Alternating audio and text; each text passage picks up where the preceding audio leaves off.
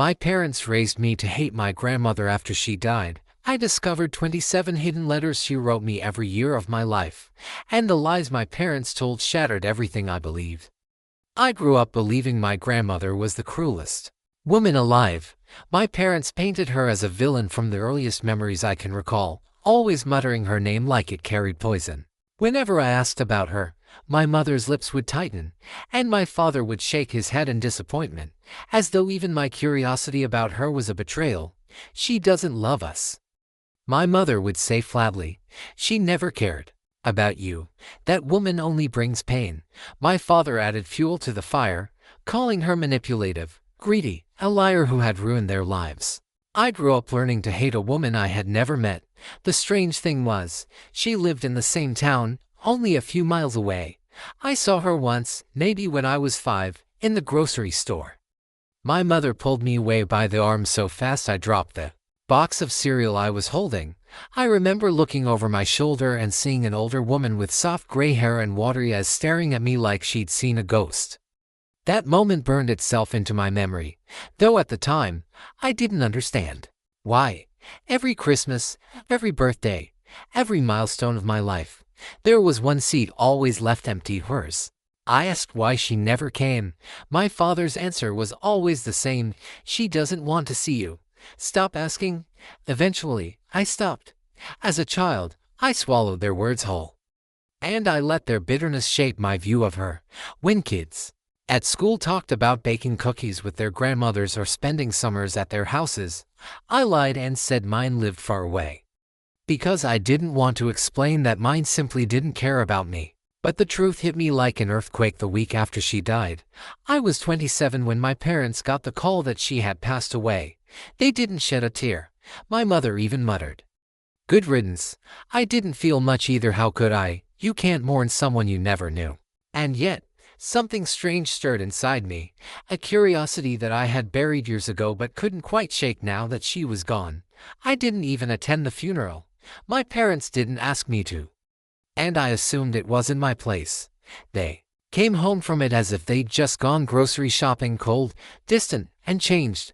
But 3 days later, a man knocked on my door. He introduced himself as a lawyer, holding a thick envelope with my name written on it in looping, delicate handwriting. "Your grandmother asked me to give you this," he said gently. My heart stuttered. "Nee?" I asked, confused. He nodded. "She left something specifically for you. It was very important to her." My hands trembled as I opened the envelope. Inside, there was a stack of letters tied together with a faded blue ribbon. The first one on top was dated the year I was born, and then, slowly, carefully, I realized there was one for every single year of my life. 27 letters in total. My knees almost buckled beneath me. The lawyer excused himself, leaving me alone with the weight of them.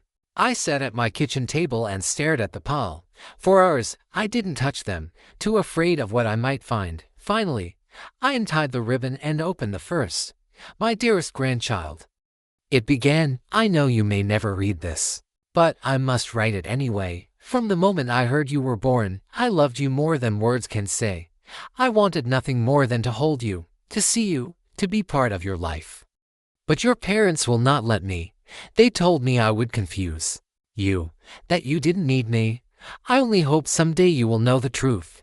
Tears blurred the ink before I finished the page. I tore into the second letter, then the third. Year after year, she wrote to me. She told me about the birthday gifts she bought but was never allowed to deliver. She described the times she stood at the edge of the school playground just to catch a glimpse of me from afar. She confessed how she mailed cards that were returned unopened, how she called on holidays only to be hung up on. She poured her love, her longing, her sorrow into every line. And all this time, my parents told me she didn't care. I read until the sun dipped below the horizon, and the kitchen filled with shadows. By the time I reached the last letter, the one written just months before her death, I was shaking. In it, she wrote, "I don't know if these words will ever reach you, but I can't leave this world without trying. You deserve to know you were always wanted. You were always loved. Whatever your parents told you, please don't believe it. My only regret is that I never got to show you in person." My heart cracked open. For 27 years, I believed my grandmother had abandoned me, but the truth was, my parents had stolen her away. I sat there in the dark, staring at the letters spread out across the table, and for the first time in my life, I felt betrayed by the very people I trusted most. That night, I confronted my parents. I brought the stack of letters and slammed them down on their dining table. My mother went pale. My father's jaw tightened. "Where did you get those?" My mother whispered. "She wrote them to me," I said, my voice trembling with anger. "Every year. You told me she didn't care. You told me she wanted nothing to do with me. But she loved me. She tried. You kept her away from me." My father stood slowly, his face hard. "You don't understand," he said. "We did what we had to do." "Had to?" I nearly shouted. "You stole her from me. You stole me from her." My mother's eyes glistened with something between guilt and fury. "She wasn't good for you," she said. "She meddled in everything. She judged us constantly. She thought she knew better. She wanted to control us, and we couldn't allow that. We protected you from her." "Protected me?" I laughed bitterly. "You didn't protect me. You robbed me. You robbed us both." They tried to explain, to justify, but their words rang hollow. Nothing could erase the years of lies, the stolen memories, the love I had been denied.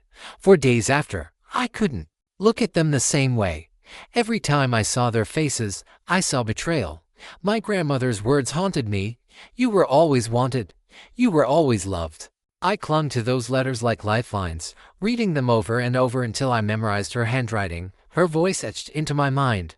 In the weeks that followed, I went to her house. It was quiet, dusty, filled with memories of a woman I never got to know. On her dresser, I found framed photos of me as a child, clearly taken from a distance on the playground, walking home from school, at the grocery store with my mother. She had watched me grow up from the shadows. She had loved me in silence. I sank to the floor and wept until I couldn't breathe. My grandmother wasn't perfect. I would never get to know her flaws, her mistakes, but she was mine, and I was hers. My parents had taken that from us, and nothing could ever give it back. Now, every year on my birthday, I take out her letters. I read one at random, letting her words remind me of the truth. I tell myself that, despite everything, love found its way to me. Even if it was hidden in envelopes and ink. My parents still refuse to apologize.